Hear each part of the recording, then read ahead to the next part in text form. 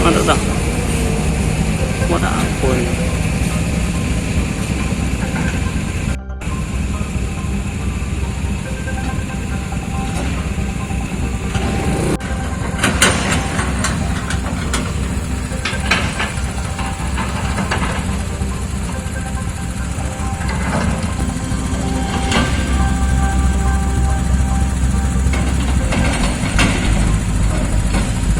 Hal yang sedemikian yang disampaikan teman-teman media.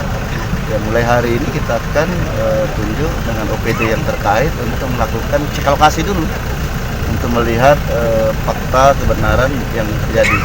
Dan tentunya kita dari pemerintah Kabupaten Banyuasin sudah pasti akan menertibkan ini, dan semuanya harus disesuaikan dengan aturan yang ada dan melihat mekanisme yang ada, dan tentunya lebih mengedepankan kaitan dengan lingkungan.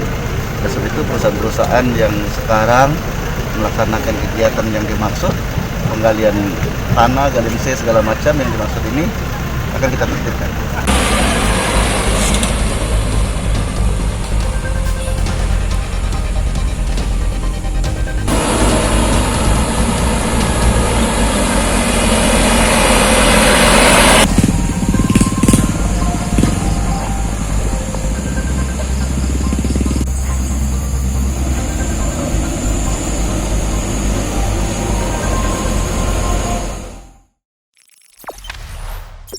Jangan lupa subscribe, share, komen, dan like ya.